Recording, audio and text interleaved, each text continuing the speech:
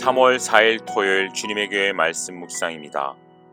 마태복음 16장 21절부터 28절까지 말씀.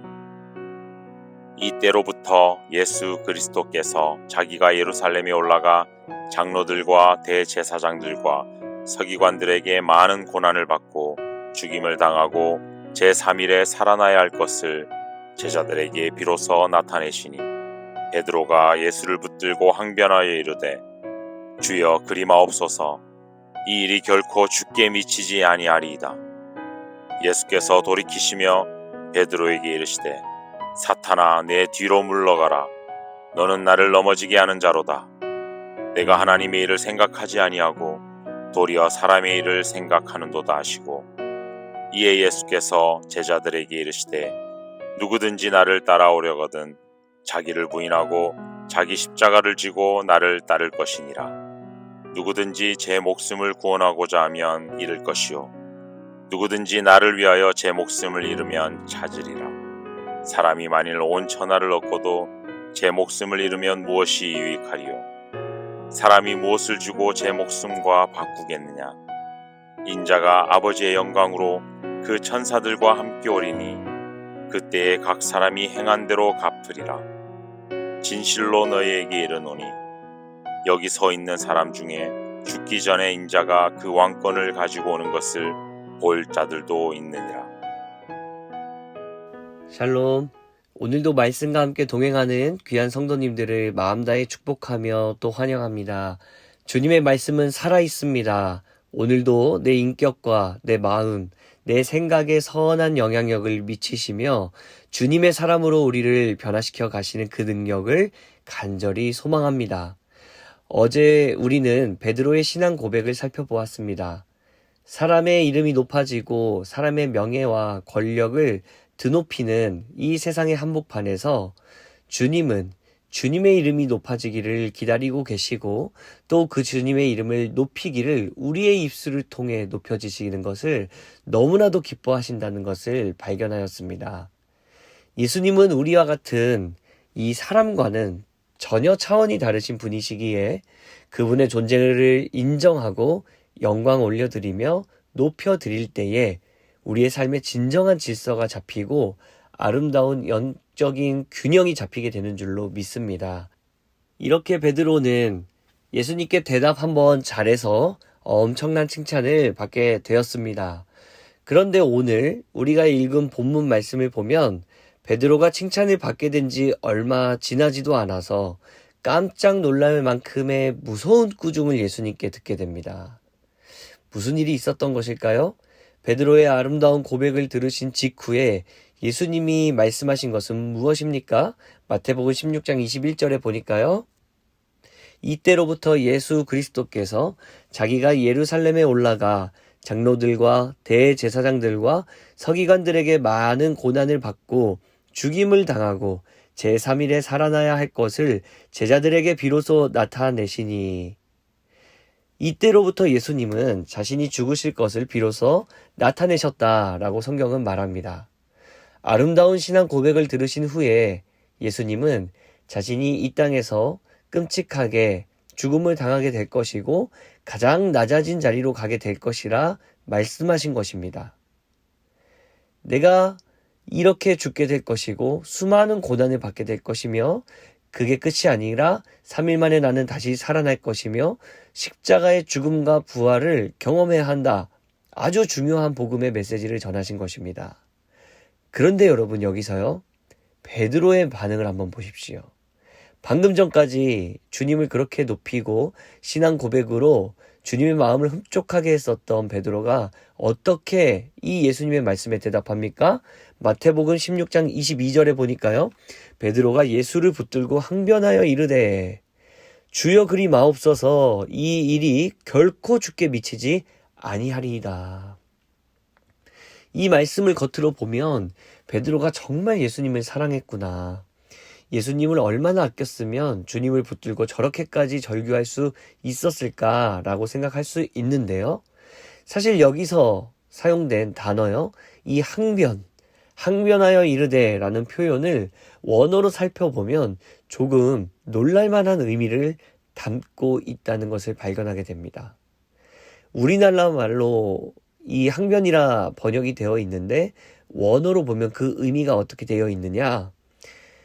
꾸짖다, 책망하다, 비난하다, 훈계하다라는 뜻을 가지고 있습니다. 즉 베드로는 주님, 그렇게 말씀하지 마십시오. 이 일이 주님께는 절대 일어나지 말아야 합니다. 라고 걱정하면서 애원하는 말투로 말은 했지만 실상 베드로의 마음속에는 주님을 향한 어떤 훈계, 주님을 향한 어떤 지도, 주님을 향한 어떤 책망이 들어있는 것입니다. 이것이 정말 무서운 일입니다. 바로 이전까지는 예수님께 아름다운 신앙 고백을 하고 그 신앙 고백에 따른 멋진 칭찬까지 들었던 것이 베드로였습니다. 그런데 그 베드로가 어느 순간 어깨에 힘이 너무 많이 들어가서 예수님의 말씀 앞에 항변하고 그 예수님을 향해 훈계하려고 가르치려고 들려고 하는 바로 이 모습을 보였더라는 것이죠. 이 얼마나 이해할 수 없는 이야기입니까? 어떻게 제자가 예수님께 그럴 수 있겠습니까? 순종하며 스승을 따라야 하는 제자의 모습 속에 어떻게 이런 모습을 발견하게 될 수 있는 것입니까? 그런데 사실 어쩌면 이 베드로의 모습이 오늘날 수많은 그리스도인들의 모습, 아니 어쩌면 저와 여러분들의 모습 속에서도 비춰지지 않을까 점검해 보아야 하더라는 것입니다. 주님을 따르기로 결단하고 그분의 음성에 순종하기로 우리의 마음을 결정을 내리고 그분을 따라가기로 다짐했는데 또한 주님께서 그 마음을 기쁘게 받으시고 우리의 마음 가운데 만족을 주시며 하나님께서 우리의 마음 가운데 너무 기쁨을 주시고 칭찬해 주시고 우리의 삶을 형통케 하시는구나. 바로 이때 우리의 마음은 사실 계속해서 겸손해야 하는데 어느 순간 우리의 일이 잘 풀리고 우리가 정말 형통해지고 우리의 마음이 기쁨이 넘쳐나기 시작하니까 어느 순간 우리가 주님을 잊어버리는 자리, 주님을 판단하게 되는 자리, 주님을 크게 생각하지 않는 자리로 나아가게 될 때가 있더라는 얘기입니다. 그런 사람들에게 보이는 모습이 어떻습니까? 어떤 삶을 살다가 어떤 문제를 경험하게 됐을 때 주님, 이건 아니지 않습니까? 제 생각에는 주님이 이렇게 일하시는 것은 정말 아니라는 생각이 들어요. 주님은 선한 분이심을 저도 압니다. 그런데 오히려 이렇게 일하시면 하나님 제가 어떻게 그렇게 생각할 수 있겠습니까? 피조물이 마치 창조주라도 된 것처럼 하나님을 평가하고 판단하게 되는 자리에 빠질 수 있게 되더라는 것이죠. 사랑하는 성도 여러분, 한 신학자가 이런 이야기를 했습니다. 기독교의 가장 놀랍고 가장 아름다운 정신은 다름 아닌 겸손이다. 왜 그런 얘기를 했겠습니까? 사람은 본능적으로 높아지려고 하는데 사람은 본능적으로 내가 자꾸 칭찬을 받거나 일이 잘 풀리기 시작하면 어깨에 힘이 들어가기 마련인데 그러나 복음의 정신은 이 사람을 겸손하게 만드는 데 있더라는 것이죠. 사랑하는 성도 여러분, 하나님 앞에서 겸손한 우리가 되기를 간절히 소망합니다.